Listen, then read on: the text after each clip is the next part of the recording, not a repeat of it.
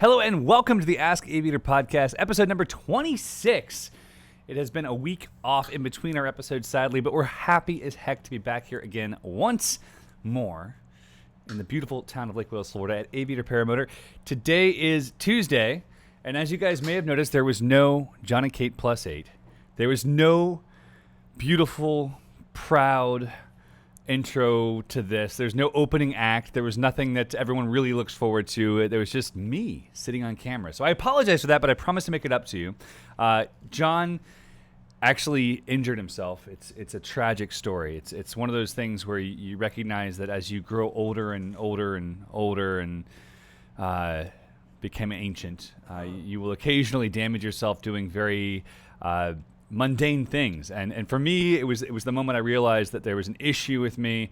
The issue was the fact that I went to pick up a plate off my kitchen counter to fill it with food, and as I twisted my body toward the food, I couldn't breathe or walk anymore. For John, it was this tragic story of drying his body. So John can't speak, and Kate said, well, if you can't speak, I'm not going to carry the show, so there's no intro show, and I apologize to all of you who enjoy watching normally. I feel very bad, but I do have some great guests tonight. We're going to say hello to a whole bunch of you guys, and then we're going to jump into some conversations. We're going to be about an hour tonight, maybe an hour and 15 minutes, but John will be back. He has an appointment with the chiropractor, our team doctor, Marcus, tomorrow. Marcus may not know about it yet, but it's going to happen. And then we're going to make sure he's back here because next week we have a very, very, very special show planned. We're going to bring our chief counsel, John Stidham, on the show. John and I have been working together to do a few different things. One is obviously he works with us to help us do the best job we possibly can with our company and to help our friends. But he is heavily involved in the Aviator Foundation and in all of the stuff that we're doing to try to help maintain legality for ultralight vehicles throughout the U.S. I've heard, John, that we're a little bit dark on camera if you want to change the exposure. All right. It looks real good. Real good. John says we look real good, guys. So the plan is that next week John's going to come on here and we're going to have a conversation on the podcast that will also be ripped and set up as its own standalone video to talk to each of you guys about what you can do to maintain your civility and to ensure your legality to utilize any public use airports. There is a lot of conversation right now about different states that are working on banning operations, even from privately owned property, which is really intriguing. We're going to go into some of that as well. Our goal is to help you guys. So the Aviator Foundation has two missions. One is to inspire and create the first opportunity for people to get their first flight, people who would never otherwise have the opportunity. So if you are a kid in Kenya and you want to have the opportunity to get in a paraglider, or you're a kid in East St. Louis, or you're an old man in East St. Louis, we're not ageist here, all right? And you want to get the opportunity to get in the sky, we want to see that happen. And the second part of that is having a legal team that will back up and protect, work hard to protect the ultralight, especially the paramotor community, because that's where our hearts are. The reality is that right now, as the sport grows, there's so much that goes into ensuring that we can continue on legally.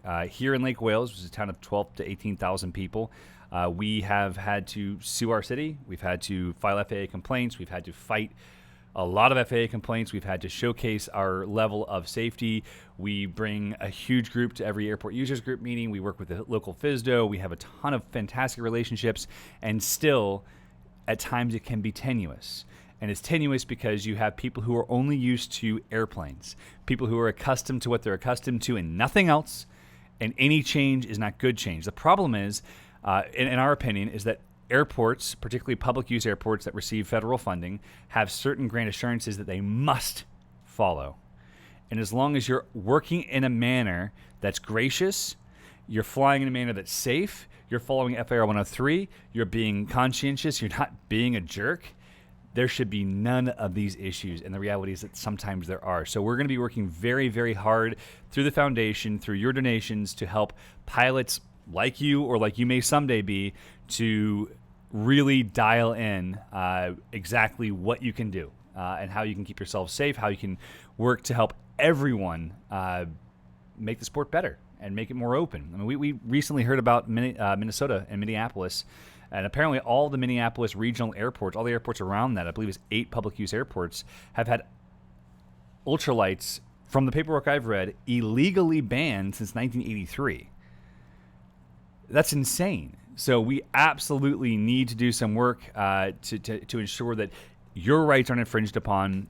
Right now, we've had discussions with many of the other major pilot organizations on the fixed wing side, the GA side, and it's not that they don't care, it's that the majority of their work in Congress is focused toward GA rights, general aviation rights, which we can't fault them. That's where the majority of their money comes from. So this is a place for us to have a mouthpiece, a place for us to step forward and really make a difference. So met with John Stidham today, our chief counsel. We talked some more about things we're going to do, and next week he'll be on the show to talk about how you can step forward with your best foot forward, really, really working to understand the legality, but most importantly, how to speak with grace and ensure that you're being gracious, because that is such an important thing. I've seen people make this mistake where they were, quote unquote, right. They were in the right, but by being in the right, they shut everything down for everyone, because even though they were legal, they were rude, and that's never going to be the winning combination. So really encourage you guys to be on the podcast next week. This week, I'm going to bring on the world's shortest man and the world's roundest. It's going to be a great, great show. But first, let me say hello to a few guys who are here, because actually, we may have a push-up-a-thon. I don't know. No, they say no. I have an email from a gentleman named Spam. At least I think that's his name. I can't remember. And it said that he was much more beautiful, much more accomplished, and capable of so much more physical prowess. So we'll talk some more about that shortly. But guys, John Hancock, F. Hayes, Mad Cool, Vertical, good to see you. Andre Gramillion, Derek Trout, Mitch Briggs, always great to see you guys. Who else do we have in here? We got Eric Sheridan, 009 to 090, Matthew Evans, Steven Zalvani, good to see you, Steve. Hope to see you next month. Craig Couch, Jim Furman, pleasure as always. Rodney Newfer. Guys, it's great to have everybody here. PPG Bob Father, things are coming in. This is a weird show because we didn't have the pre-show, so we're not as big of an audience right now, but I really appreciate you guys having the time to be here with us on a Tuesday night. Michael Abbott, great to have you. Uncle Tony, Peter Sisla, Alexis Montanez, good to see you, my friend. It's been so long since you tapped on the door of my office about 9 minutes ago. You can come back over here and hang out if you wanted. That is an option. But anyway, without too much further ado, I want to introduce our guests, and I've talked about them twice on the podcast, which basically makes them someone I revere, because I don't normally talk about people over and over again. I don't normally talk about future students unless they're past friends. And the first one is, the second one I was a little terrified to meet, because when you find someone who shares your name, you kind of have this reality check of, what if they're better than me? And then you realize that they are, and it's kind of terrifying, but it's acceptable because he's old. So guys, let me welcome. I can't remember what your new call signs were. I don't think you can say his. Yeah. Oh, I can't. Yeah. So one thing you should know at Aviator is that we have instituted when you come through training. One of the things that kind of sets us apart, you come through training, you come through with a big group. It's 8 guys. You have between 5 and 7 instructors, 8 students. And after your first week to week and a half of training, we have a big barbecue. It's your big night off.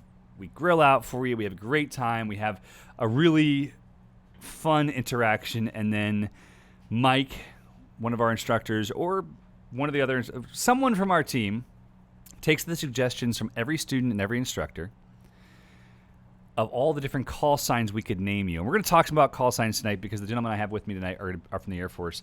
And we give these names, we bestow these names upon you. And sometimes they're not exactly appropriate for television. So today we're going to talk about them with their original call signs, because it's much more appropriate. We have Hammer and Spam, or Hammer and Vapor, his new call sign. Every call sign has a meaning and a name and a reason. But I'm going to have these guys come over here and join me. We'll answer your questions as we go forward. But guys, come around the table. Come on. Dun, dun, dun, dun, dun. Welcome. Some WWF music to... You want some WWE? Exactly. So if you guys want to talk, here's how it works. You bring your face in like this. Together at the same time? I would prefer it a little closer. A little closer. Spam's wife won't like that. All right. I didn't know I was married. Yeah, I didn't know that either. He's not Sam. close enough. I didn't realize I was You got married. good audio? Are you We got good married? audio. Okay, good. He's got a big ego and a big voice. It'll be fine. Big ego and you're, a big You're voice. gonna hear him just fine. Me. La, la, la, la. Thanks for having us. Glad to be Pleasure. here. Yeah. We learned how to fly paramotors this week. So let's get some backstory. About what? Things you probably don't want to talk about. Oh man, I've already said too much. How about you, Spam? So I joined the Air Force back in 2004. Right. After doing ROTC, T-38 FAPE. So got about 1,300 hours of T-38 time. Went to You Wyman. do realize that he's dying next to you, right? Oh, that's fine. He can smell me. What a way to go. Went to Wyman, flew B-2s and T-38 some more there, and now I'm out at Edwards doing B-2 operational test. It's pretty awesome. But even with all that, this has been fantastic. So how's Area 51? I don't know what you're talking about. Never heard of it. Nope. Never heard of her. All right. Nope. All right. So we've got some baseline here. These guys are at least one of them is a real pilot. Thank you. I appreciate that, and it's how we feed the family.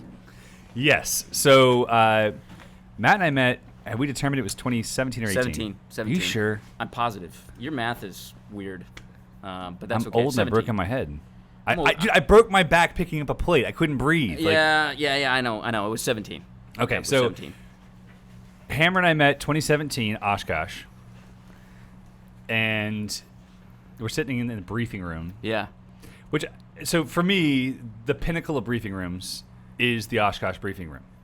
Like, I've never been through military training. I've never had that opportunity to be in a normal briefing room. But when you are sitting there in front of Wayne Boggs, and he's walking you through the airshow brief, for me, the first time I was there, I was just like, this is what I always dreamed of. Yeah, and I wasn't facing the front. I have to admit, I was leaning back, yelling at Tucker Gott and complaining that he's going to cost me a lot of money, which he did. And then I remember you're like, "I'll help you spend that money. I'm the guy you need to talk to," and that's how you and I met. Yeah, so we walk Yeah. in, and the whole Paradigm team's there, and Tucker sits down, and this guy, who's in his freaking flight suit and looks all cool and almost looks tall. I enough look to be taller a man. in it. Yeah, gotta you admit. do. It's like vertical stripes. Do you wear lifts? Like, is No, that- I don't have to. It's still an extra short. It's extra. Yeah. Extra. All right. So we have to give him a little heck, guys. I That's apologize. fine. That's fine. We're emasculated by his massive manliness, so we have to emasculate him. Back. So B-2 pilot. At the time, you were the squadron commander of the training squadron for B-2s. At That's right. Yep. It was our responsibility to train all of the new initial qualification training, requalification training, and then instructor upgrades for all the B-2s. So what that means is it's a pretty small fleet.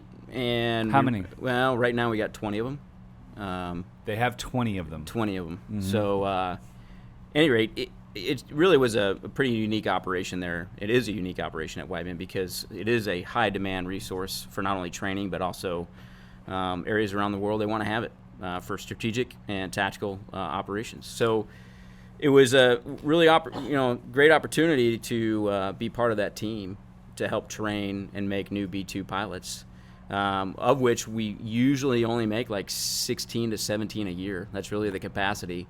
It takes a full year for you to go through an initial qualification training, and then by the time you get to the bomb squadron, it takes about another year before you're actually worth anything.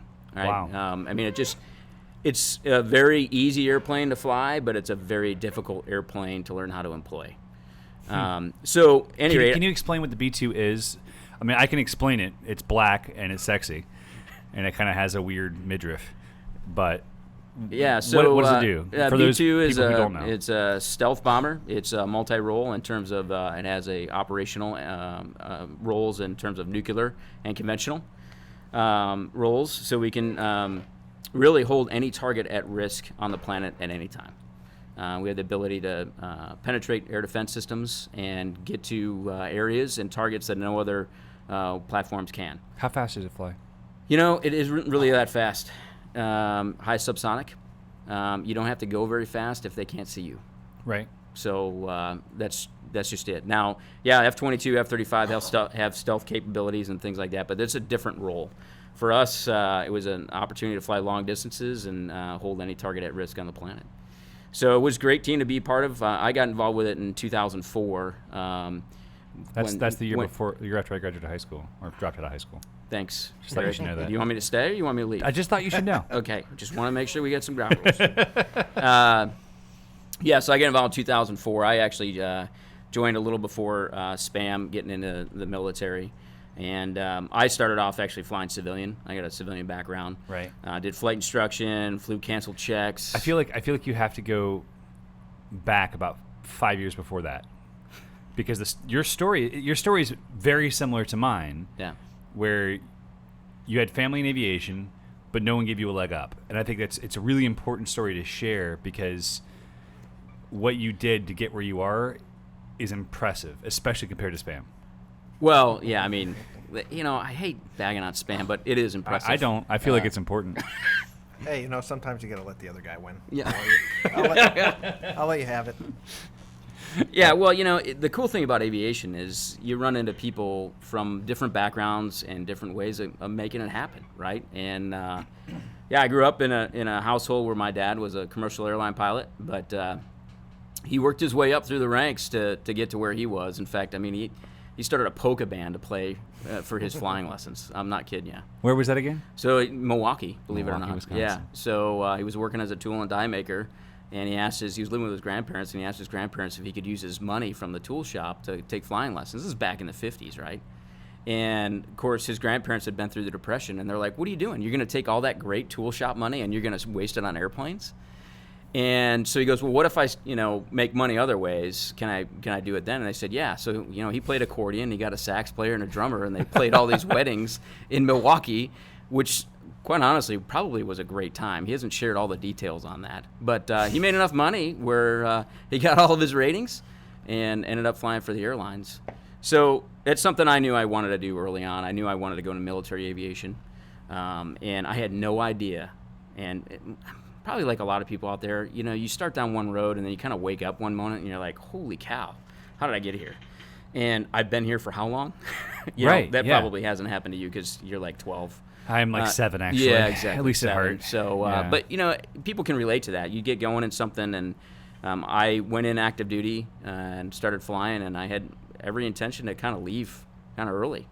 And next thing I know, I got involved with a B2, and I turned around, and my wife and I and my family were having a great time. And 24 years later, we're like, ooh, now it's time to get a real job.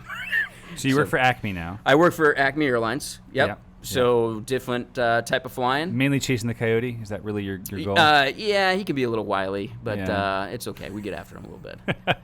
So, but the cool thing is that even though, I'm out of the military, I've got a chance to, had the opportunities to meet people like Spam and you, right? If I wouldn't have been the ground crew guy At Oshkosh for Never. Bomber, Yeah. weekend that weekend, there's no way I would have had the opportunity to meet you and see what kind of program you're putting together here. One of the things I loved is that when you and I met, we just finished doing stuff with Flight Test, and you were so empowered and impassioned about models as much as you were the B2. Like, you're just like, any kind of flight was everything. Well, yeah, and that brings me into meeting up with Spam. When I got back, long story short, I got back to Whiteman. I had to go away for a couple years, and the Air Force wanted me to do some things, and I got back to Whiteman, and I was the director of operations for the test and evaluation squadron there, and we needed another pilot.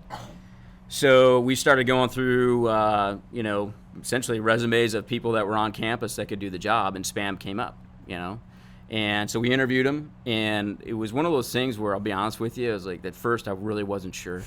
Are you sure yet? I'm sure now. All right. And what I'd learned about this guy sitting to my right is it's very rare in the Air Force, and I'm sure Spam can attest to this, that you find people who really like flying airplanes, that really like airplanes. That's one of the reasons why I love the air show teams. Like, when you get to know the guys who fly the F-16, F-15, any of the demo teams, all the F-35, all those demo team guys, they live for aviation. Yeah. They don't just fly because it's their job. It's like, and that's where my airshow family is. Like, these guys live, sleep, eat, breathe. Like, you give them an opportunity to get in an airplane. They don't care if it's a RC, a para. They're just like, I'm in the air, and they're so much better at it than I am. It's annoying.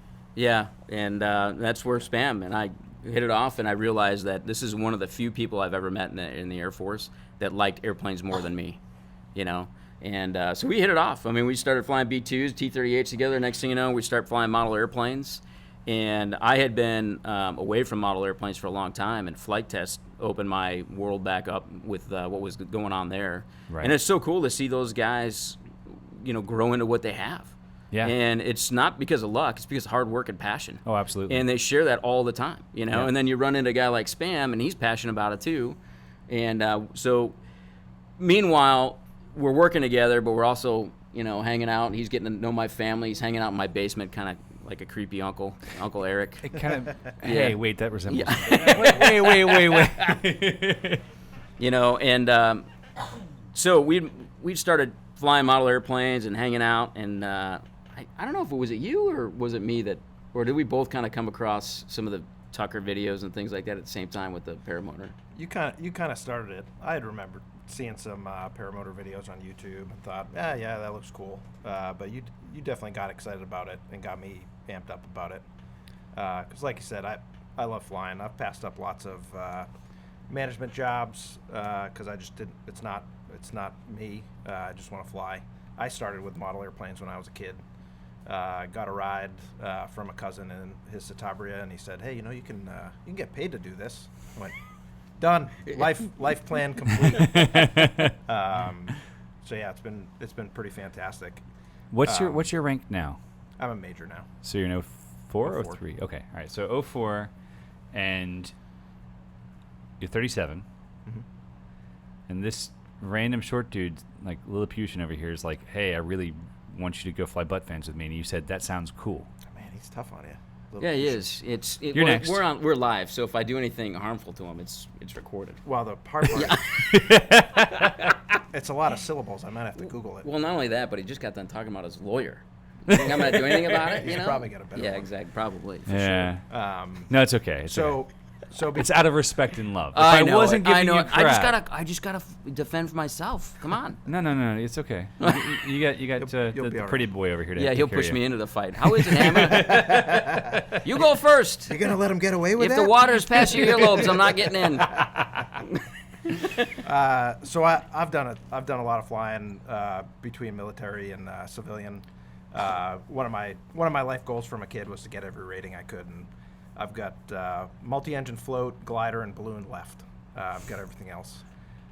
Those are talk hours. Float plane training in Alaska. Done all kinds of cool stuff. Flown about 15, 16 different airplanes between civilian and military flying. I actually have you beat at something. Nice. Woo!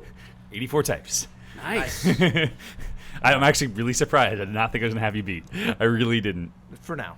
I'll Keep working on it. Yeah. Yeah, no, but the thing is, like, with your experience level and all the stuff you've done, it's exceptional. I have one of my instructors and really good friends, Nicholas Stolley. He is a CFI in every type, like every rating you can get, I think, with the exception of he's got his gyro. I think might be hot air balloons all he's missing. Wow. Yeah. No, it's dirigible. He's missing dirigible.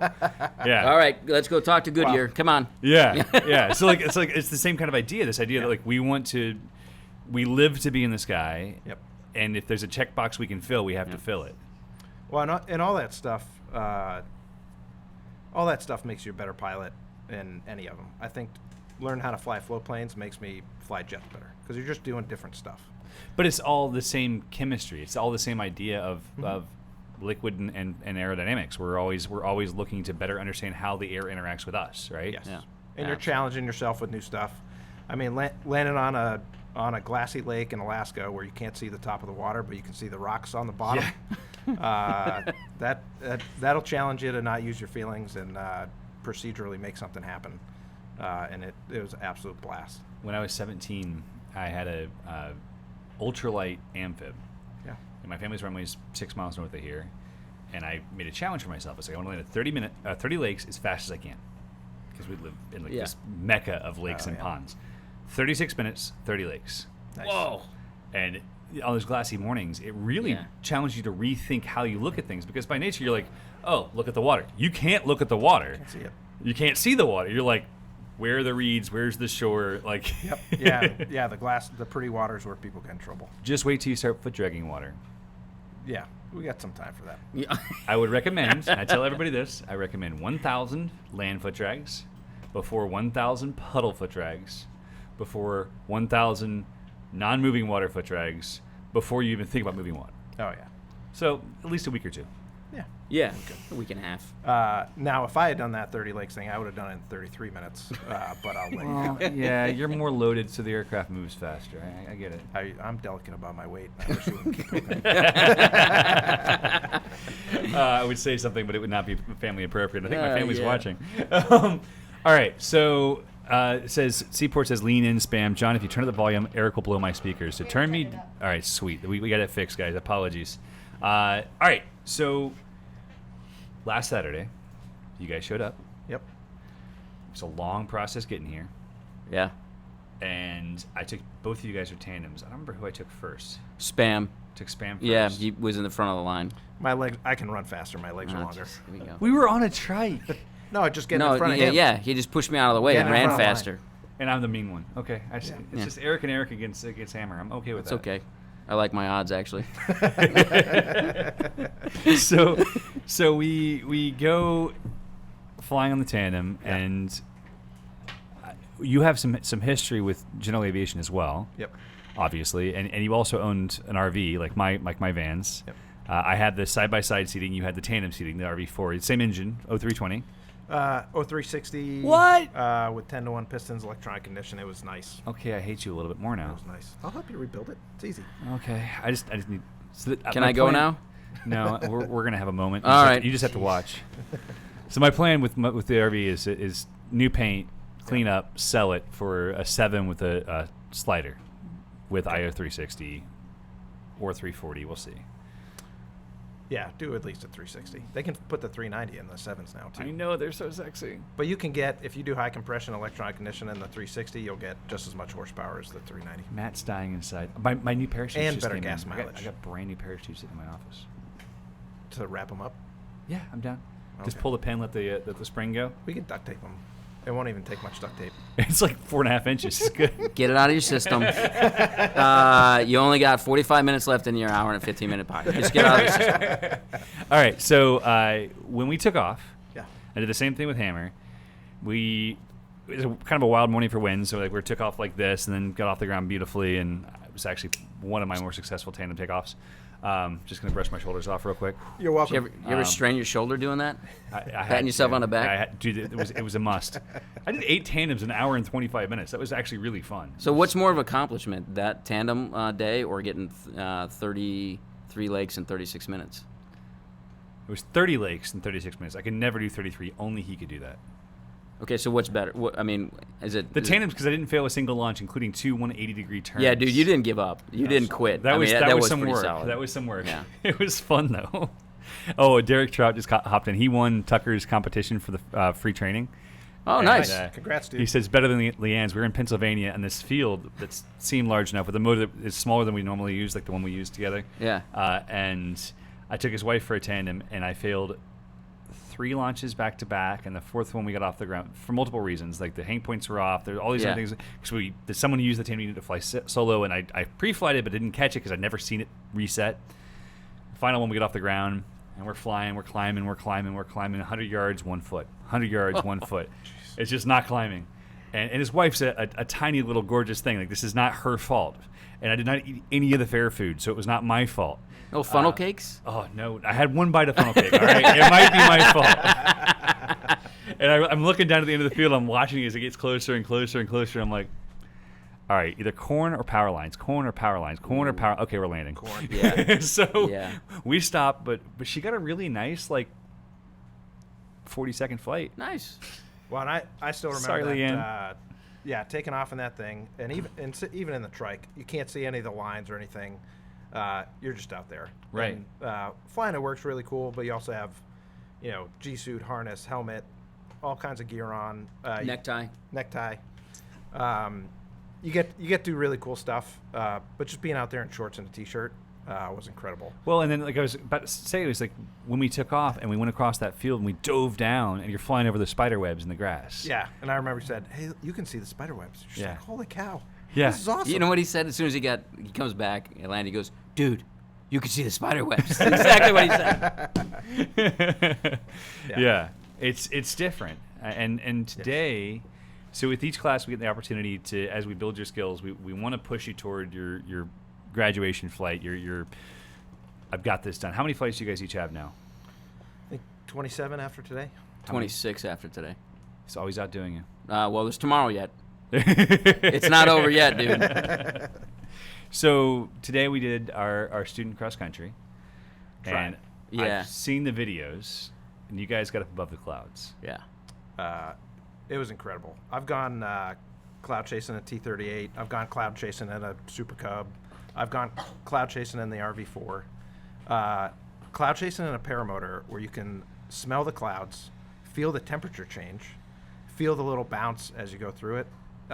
You didn't fly through the cloud. You that was stayed clear epic. of clouds, right? Correct. Yeah. Clear Okay. clouds. Just making sure, because it's very important that you follow the law. You're clear of the clouds going through the slight visibility restriction. Okay. On the Yeah. edges. But not the Yeah. cloud itself, just No. the industrial haze that was Absolutely created not. by other things in the area. Aviator taught us not to do that. That's good. All right. Just making sure we're all clear. Just making sure we're all clear here. That's important. All right. What about you? What was your experience? I mean, you've been flying. I had my eyes shut the whole damn time, Eric. I'll be honest with you. Dude. I just, you told me lean back, go to full power, and run. Keep running. I have no idea what happened. So how old are you now? 45. I just turned 45 this month. All right. How many ways do you lie? I'm just kidding. So you've been flying for Let's 19. play cards first. So you've been flying for 29 years. You gonna make me do public math? Public math. Come on, Air Force. You got to take your boots off. Take your boots off. Yeah. Been flying for a while. What would you define this kind of flying like compared to everything else you've done? I don't know. There's been so many goals that I put out in front of myself, just like other people have done out there. And you try to categorize it. If it's one better than the other, it's not. It's just this whole experience has opened my eyes to so many things I didn't think I'd even dream of doing in aviation. Just like Span was talking about. I mean, you feel that little temperature change as you're going through that restriction of visibility. And, I've done that. I've had open cockpit biplane rides, right? I've seen, and I've kind of felt a little bit of the, little baby moisture in you, yeah. like as you're going. But when you put that all together as it slows down with the temperature change and the smell and what it feels like on your cheeks and the fact that, like Span was saying, you don't see, I thought I was going to see in my peripheral vision, like the lines of the wing and all that. You don't. It's just You're your just knees. flying. You're just flying. And it's And a very comfortable lawn chair. yeah, it's really unbelievable. And then the other cool thing that I like doing was it's super simple, right? I'm not looking at a tachometer. I'm not looking at a panel of instruments. I'm not listening to air traffic control. I literally stowed the brakes and just weight shift turn and just flying around. Yeah, it's And- visceral. It's not Yeah. something. It's really ethereal. Yeah. Like you don't, especially once you get to a certain level of proficiency, you don't think. Like when I'm flying the RV, I flew the RV back from Nashville on Sunday, and it's like I'm watching my DG, I'm watching my flight, I'm watching my altitude, I'm talking to the Jack Center, Atlanta Center. Like I'm working, Yeah. and I'm scanning outside every 15 seconds. This is outside and nothing else. Yeah. The other thing I thought was cool was, you're flying around. There was me plus 8 others, right? So it's an Right. 8 ship. Okay, it was an 8 ship, and in the military we would have briefed that up for what, 2 or 3 days? Yep.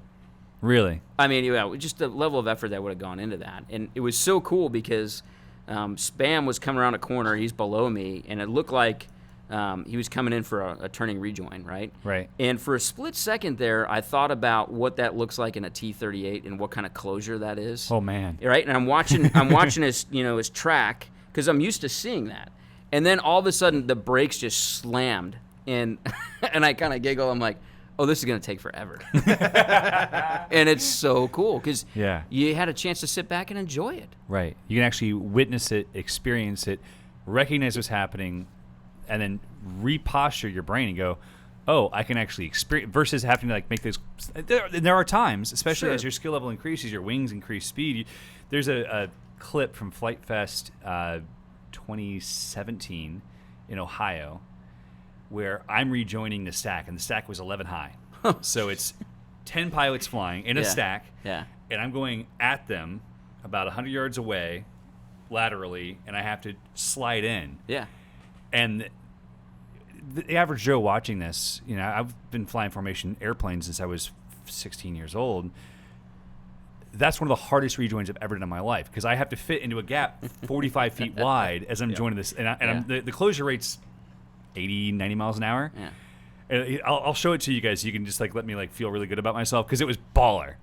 Well, and then if you messed it up, you've got what, plus or minus 2 miles an hour to work with? make it. Yeah. There's not a whole lot of lateral movement, but it's one of those things where as your skill level increases, there are still those challenges, which is why I love this because flying these things for 7.5 years, every time I get a chance, thousands of flights, and it doesn't ever get old. No. Yeah. Annoyingly so. Like you guys saw me fly on a Mojo the other day, and I was like, I'm giggling.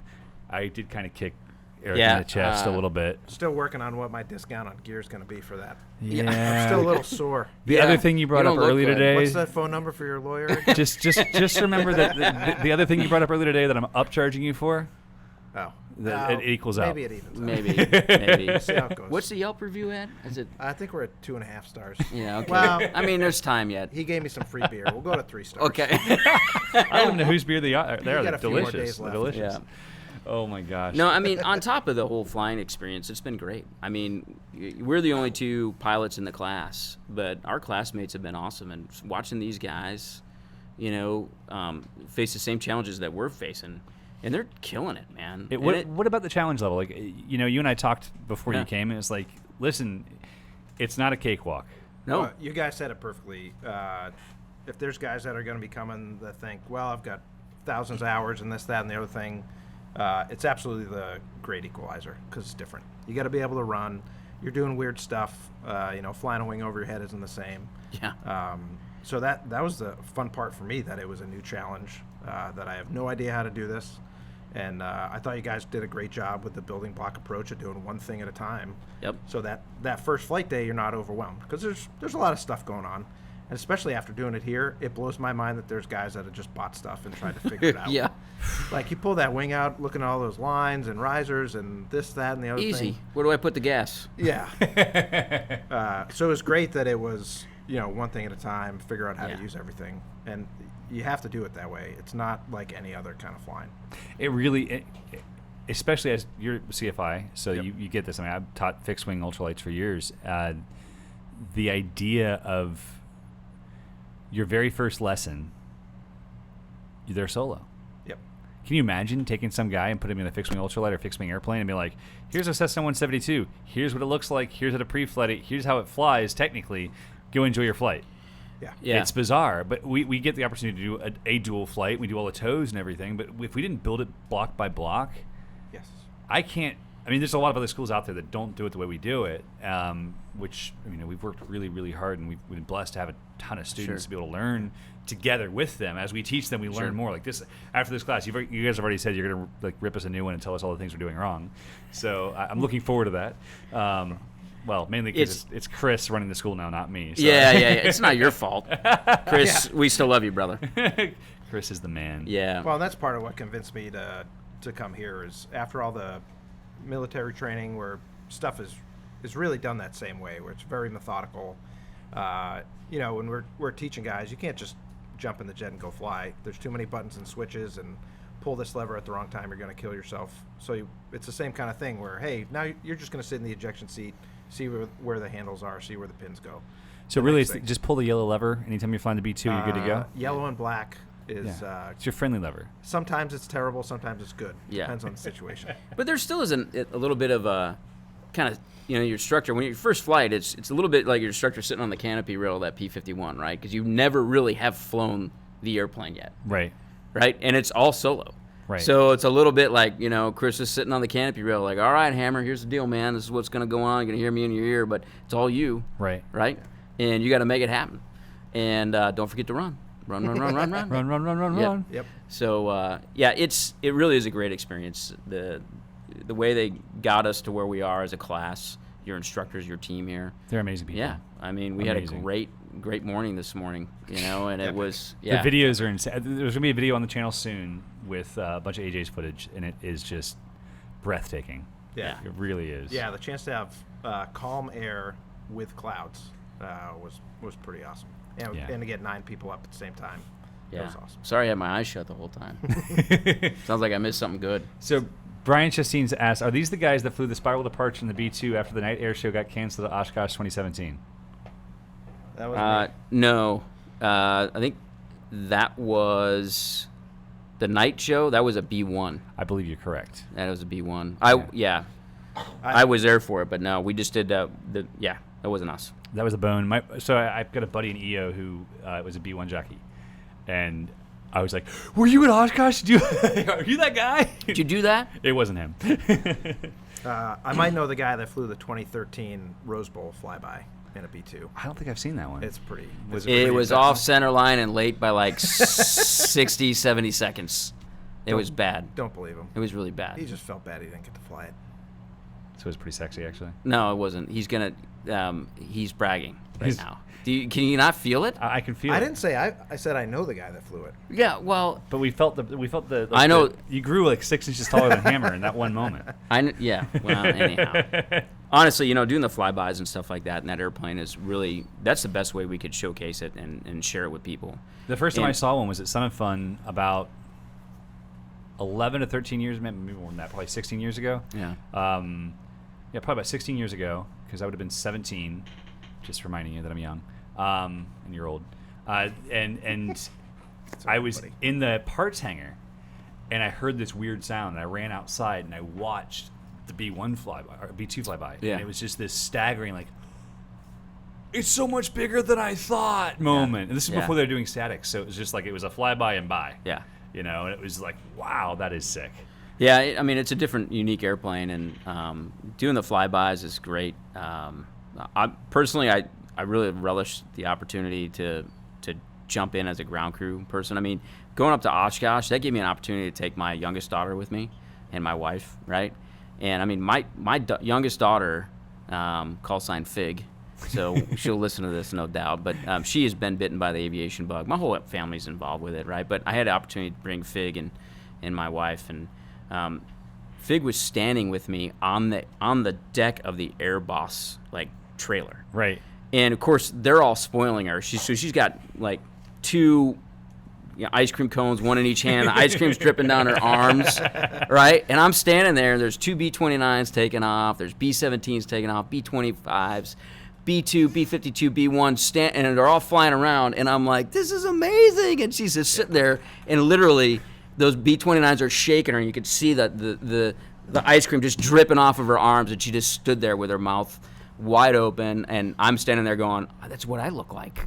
Yeah. Yeah. And We still have that childlike glee, Yeah. It never goes away. Yeah, I still look up in the air when a Piper Cherokee flies by. Yeah. You're just like, what? Airplane? What is it? But the other day we were leaving here a few days ago, and I heard an airplane fly by. I was like, it sounds like a lake. And I turn around, and it's a lake amphibian. I'm like, yeah! Got it right. I knew it. Yeah.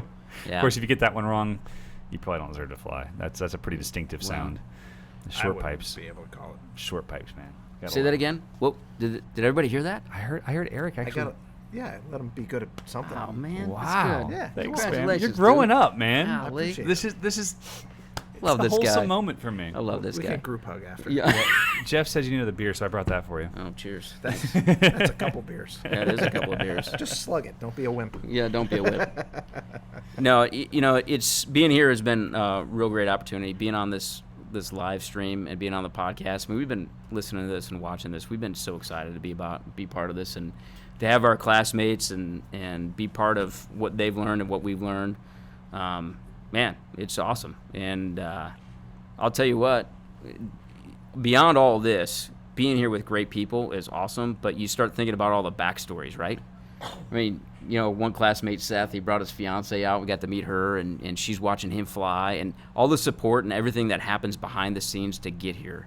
That's pretty amazing, right? And the different type of people. You and I had a conversation about this last night. Like, there are guys like the three of us who have slept, and breathed aviation since as long as we can remember. It's been in our bones. And then we get software engineers, NASA engineers. Like in this class, we have guys who are software architects, NASA engineers, like that. Yeah. While they may love aviation, they've never had the opportunity to be a part of it.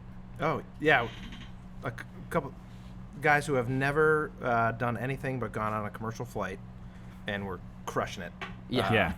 So guys who are maybe thinking about doing it but think they don't have the experience, it's awesome. You don't need it. Right. You need to be able to do a little jogging, a little yogging. And soft you're gonna eat some humble pie along the way too. Yeah. I mean, I'm included, right? I mean, it was funny. Spam was. Oh, me, I've been a frame. So yesterday, 2 days ago. What? Well, yeah, I started running with the. your price just went up, dude. Yeah. The discounts are gone, bro. Nah, they fixed it. Started running. Tried to help you, bro. Started running with the spider and let it front tuck. But, that wing comes up easy, doesn't it? it does. It's like, oh crap, it's already overhead. It's beautiful. So yeah, it happens. But yeah, it's a lot of fun. Yeah, but it's you can eat humble pie. I think what was it like bullet number 3 or 4 on your list of like getting ready to fly.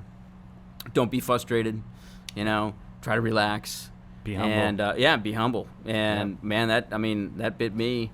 I had a frustrating day one day, and and then a couple failed launches, and the blood pressure starts going up. You try to muscle it in the air, and it doesn't work.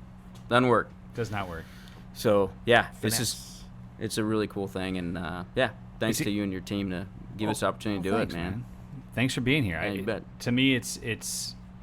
I mean, you know my backstory a bit, which is that I wanted to go to the Air Force Academy. I wanted to be a fighter pilot, and the only thing I fit in is a Viper or F-35, and then I broke my back, and they're like, "You'll never fly." And so, watching what you guys get to do, even though you're bomber jockeys, which I'm sorry, at least you're flying the cool one. Second coolest. We drop bigger bombs. Yeah, I've dropped bombs that weigh more than an F-16. all right. So If you're talking about in the bathroom earlier, I know. too much coffee. Too much coffee. Like a grease goose.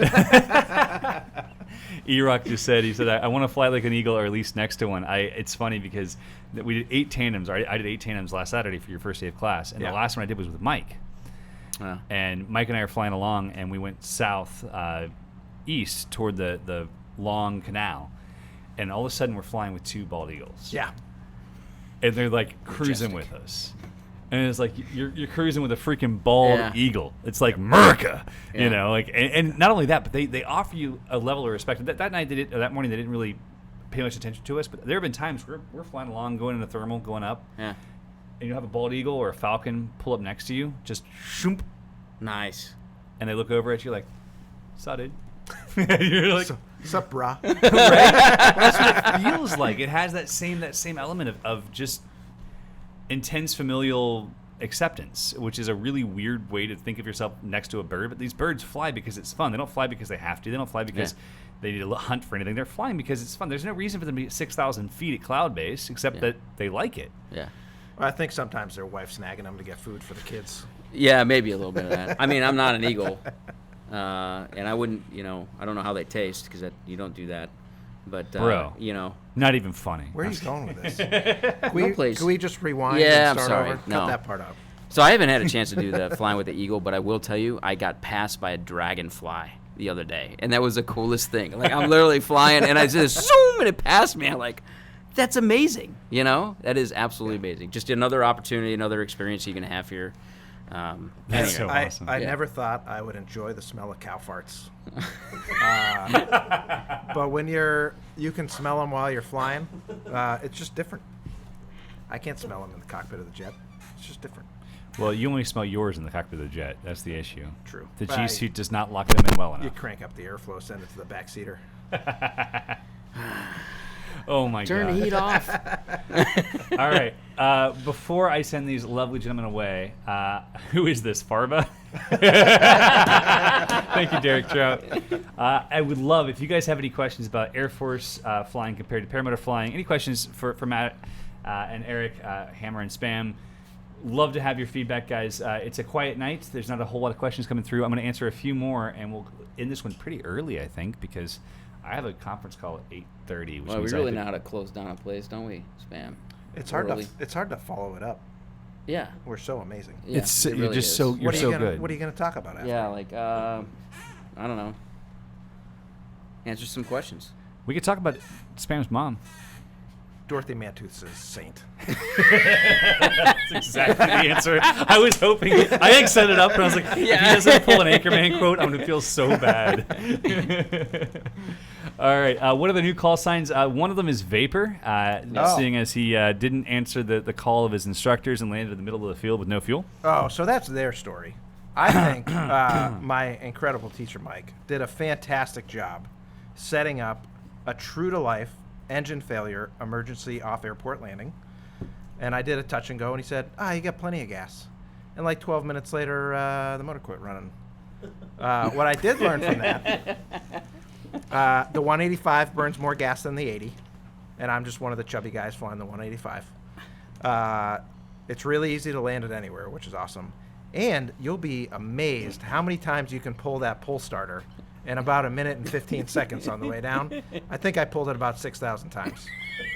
You might have to put a new rope on that one. Did you see the video of me flying at Oshkosh or the field just outside of Oshkosh when I ran out of gas? So Matt's seen it. Yeah, I did. I've been flying paramotors for 7.5 years. A lot of flights. I'd never run out of gas before. Yeah. We got distracted. We had a photographer on the ground. He was like, "Oh no! You guys come over, stand over here. We gotta get this shot before you take off." So like I'm doing my pre-flight, and I just throw them. And I did the classic pilot mistake. I normalized deviance, and I just went with it. And I was like, I'm next to my wing, so I'm ready to fly. Right? My brain just wasn't firing. So we go do like 3 loops around, and he's getting the photos for the magazine, and everything's great. And all of a sudden, my engine goes brrr, at like 90 feet, and I got 2 pull starts. Yeah. And I'm crosswind on a 16-meter glider over corn. So I was like, turn into the wind, flare it out, and luckily I landed in the short corn. And then I had to hike it out. Hey, what is that, a short choke? You're welcome. I had to hike it out like get away 300 from it. yards. It was miserable, and I never ran out of gas before, so I didn't even think about checking for gas. I was like, I must have hit the kill switch. Something went wrong. So I get all the way back out, and I sit there for like 5 minutes trying to start it, and finally take it off my back. I'm like, I'm out of gas. Yeah. All on video. Yeah. Yeah. You know who will never forget to check their gas again? This guy. That guy. Yeah. 9 to 90 says reserve tank for you, Eric. That's good. I like it. I deserve one that serves that, Eric. Yeah. Between the two of us, we need all the reserves we can get. All right, let's see. I've got some other questions here. Adrian 23483 says, "Does that rule me out for any training with you guys in the U.S.? We are unregulated in the UK. Just have to abide by airspace law, very similar to the U.S." Actually, Adrian, we are more than happy to teach you here in the U.S. The reason I saw your earlier question, which was why does Tucker's giveaway exclude anyone except the U.S., it's simply because of giveaway regulations. If he were to offer it for anything other than the U.S., he has to abide by UK regulation, Canadian regulation. They're all different. There's all different documentation levels. There's all different things that are required. If he does a sweepstakes, now he has to have. There's just so much more that goes into it. That's why it's U.S. only. But if you do want to come train here for foot launch, you can come and train. If you want to do wheel launch, it's very different in the UK. You have to have different regulations. So. Yeah. Adrian asked, when are you guys next in the UK for a visit, coming to see Parajet again, or maybe an air show over here? Man, I'd love to do an air show there. It's actually a dream of mine to go over there and fly Farnborough. I think it'd be amazing. Yeah, that'd be cool. Yeah, They should do it. If Farnborough ever wants to have us there, we'd love to come. Currently, no plans to Parajet. We're considering going in September. We're not able to make it happen for a variety of reasons. But I generally end up in Europe every 3 to 6 months, so you never know. We may end up back at Parajet. Tom from Parajet will be here this weekend, and we may even do a special podcast with Tom over the weekend. So if any of you guys are listening in on Saturday or Sunday, it'll be a good one. Next question, if we go back to tandem class, Nick Griffith, we do offer tandem training if you already have taken our trike transition class, you've already taken your PPG2 class, PPG3 class, then we'll be offering those tandem exemption classes in the future. It's not something we currently have. Vertical lines, Eric, have you ever had to use the reserve? I don't know, Eric, have you? I haven't. You haven't? Have you ever had to eject? No. Could you tell us if you did? Yeah. Was it Area 51? I haven't had to eject. I haven't had to eject. The seats are fantastic. All right, good. Although, one of the huge differences, so we do our training, the emergency parachutes in most military ejection seats, you basically hit the ground the same as if you jumped off the roof of a 2-story building. Ouch. So you get some of that. They tow you up. You do your PLF where you just kind of crumple when you hit the ground. So the first couple landings in this thing blew my mind. Yeah. Because I'm just waiting to smash into the ground, and you just go, squeaky. Yeah, it's amazing. You're like 1 foot, 1 foot. Paramotors are a little more done? calm. Yeah. Yeah. If you have to do a PLF in a paramotor, you've done something wrong. And even with that engine failure, we're like, oh, here it goes. And I landed in a slightly cruddy cow pasture and went 1 foot, 2nd foot, done. And one of the guys brought me gas and took back off. Like, that's awesome. Yeah, it's awesome. That's just fantastic. All right, let's see. Derek Trust says, how's the EFI going? Going great, man. We're running out some of our units right now. The gentleman who designed it is Alex Huff, and he has it available for sale. We are a dealer for it. We can install it here. Great unit, great setup. Doug Bowen says, would Eric Farrell explain how Mojo Power teaches energy management? I assume it has something to do with the need to reduce engine power to reduce the brake pressure needed to turn. When I'm climbing with power, the brake pressure is quite high, but when I reduce power to less than cruise, the brake pressure is reduced for easier turns. Am I on the right track? I'm just coming up on 50 flights, so I'm still a noob. Doug, thank you for your email. For all of you guys who have bigger questions that you want to ask for the next podcast, feel free to email us info@aviatorppg.com. We'll be happy to try to include them in future podcasts. To answer your question in long form, no. Not on the right track at all. When we're talking about energy management, it has nothing to do with the power setting of your engine. It has everything to do with how the glider retains energy on the through wing. Exactly, through turns, because paragliders are unique. Paragliders, skydivers, especially paragliders, are very unique in the fact that they retain so much energy through any maneuver that builds energy. So with a skydive rig, if you make a turn 360 degrees, you let off the toggle really fast, it just planes out because it's diving. With a paraglider, if you make a 360 degree turn at an aggressive angle, say it's a 90 degree bank, and you just let it out, it's going to balloon up and start an oscillation both this way and this way. So Y and X laterals will both be in play. Been there. Been there. Learning. So that's the thing is we have to learn energy management, and to understand energy management, you want a wing that's extremely forgiving. And the Mojo teaches energy management because it challenges you. Where a reflex wing, if you go into that big turn, like say, for instance, to go 10 steps beyond the Mojo, my free ride, I generally do my aerobatics trimmed all the way in. So if I do wing over to loop to loop to loop to wing over and come out of it, I had to come out very slowly, usually about a 90 degree turn, to come out without ballooning up, right? Yeah. If I drop the trims out, even halfway, I can go loop to flat. Really? No balloon. Stop. Because it's that reflex profile gives you more speed, more lateral control. It allows the wing to recover on its own. With a Mojo, if you do a wing over, you're going to bleed it off 270 degrees or more. It's a full-on whifferdale, right? Yeah. To get to the point where you actually aren't ballooning out because it retains the energy in such a different manner. It doesn't direct the energy forward. It directs the energy up like any paragliding wing would. Yeah. Which is why I say it's better for energy management.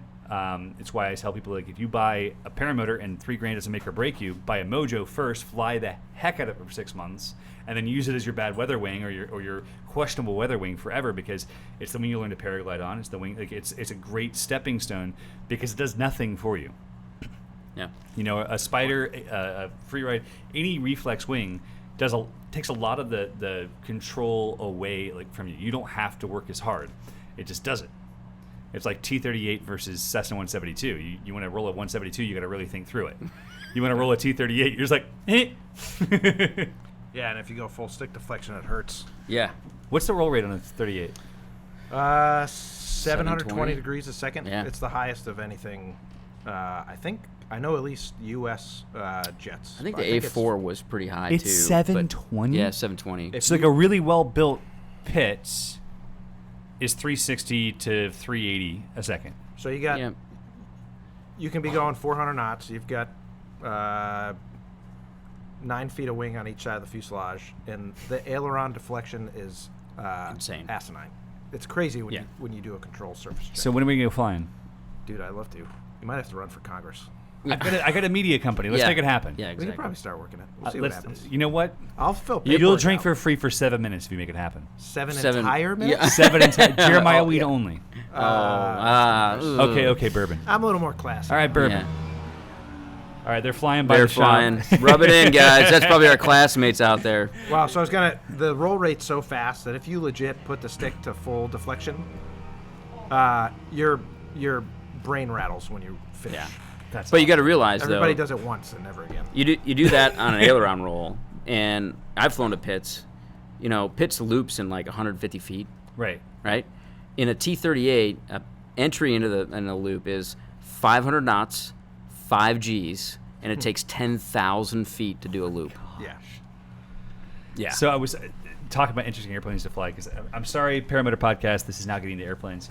I'm not that sorry, actually. By the way, that's energy management on your wing. That's right. It doesn't matter what you're flying. It's all energy management Always. on the wing. Yep. So remember, hashtag fly all the things. The T-shirts are available in the store down below. Do we get a free one? Yeah, be You know, nice. I don't even have I one. need a I large. can't afford one. Oh. Need a large. For who? For me, dude. Uh, I'm well, svelte. You can't tell on camera. Extra schmedium. Medium. We're at Oshkosh. It's like 2014, and we're in the beer tent, and I'm there with my buddy Mike, and he's a phenomenal photographer, like incredible aviation photographer. Mike Shore. I actually bought the parachutes from him. Great guy, and we're sitting down with Scooter, who owns Quicksilver, the P-51, and Mike, Scooter, how high do we have to go for you to tumble the 51? I just want you to I want to go like to 17,000 feet, chop power, kick power, knock it over the top. I want you to be like Rob Holland, right? And I want to see you tumble the 51 because no one's ever got that picture, right? Like I'll film it, he'll shoot it. He's like 35,000 feet. It's like, man. Okay, never mind. Yeah, exactly. Yeah, some planes just weren't designed for it. I don't want to hang out the door of a Bonanza at 35,000 feet. No. Yeah. Ugh. But wouldn't that be a cool picture? Yeah. Yeah. Be a little scary. I'm not flying the 51. Oh he my has a gosh. parachute. Yeah. I'm Way to kidding. talk him into it. I'm kidding. Jeez. Scooter's a dear friend. I can't believe he's such a wimp. He wouldn't try. Scooter's a dear friend. I just have to give him crap because. Well, the airplane doesn't have a parachute. Well, exactly. Yeah. That's the biggest Yeah. problem. How many So are there? Wayne Boggs puts it perfectly in the briefing room at Oshkosh. Yeah. He turns to the entire room of airship performers and says, "All right, Scooter. I mean, the one who won the genetic lottery, because he and his dad rebuilt this P-51 when he was 16 years old. I mean, like what a great way to build a life. I mean, that's the dream, I'd right? trade body parts for that. I don't think he'd trade. I just wonder what I get on black market. I might be able to afford it after that. Yeah, maybe. Oh my God. We just turned a corner. We're Yeah, in a new, the we're in a new corner place is- now. Can we rewind again? Yeah. All right, guys, thank you all so much for watching. To DM Simpson, Derek Trout, Vertical Lines, John Hancock, everybody else in the chat. James Stump, good to see you, brother, man. Jim CR 120. Eric Sheridan, getting my CFI is actually on the list. I'm doing my instrument rating this year in my spare time, which is maybe by March. Leanne Trout, great to see you as well. Roddy Newfer, always a pleasure. Guys, it's always coming together. Great to have you all here and as a part of this. Hammer, Spam, thank you guys. Yeah, thanks to you guys. Appreciate Thanks you for- guys. Thanks for having us, and thanks for teaching us how to do this. It's awesome. We're going to fly butt planes all over the world together. Yeah, buddy. Yeah, let's do it. The next Aviator adventure is to Costa Rica in February. You guys in? So I got to say thanks to my wife and my kids for letting me do this. This is Yes. like all about me. But here's the thing, really quick. I'm interrupting you because when you leave here and you go home, Yeah. you're going to be a better, more Taller? fulfilled man, shorter, but longer, and you'll be better able to serve their needs because this filling your cup is a huge part of being able to serve your Yeah, family. you got to put your own oxygen mask on first. Yep.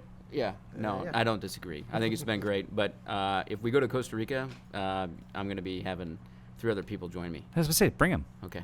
All right. So Solid. you get a Free chance to flying, meet, free flying trip. Oh, man. Paragliding off the hills of Hako. Oh. You guys are going to have a chance to meet Fig, Scooter, and Ace. I like It'll be it. great. I like it. Eric, Awesome. thank you, brother. Yeah, thank you too. It's been Thanks. great. All right.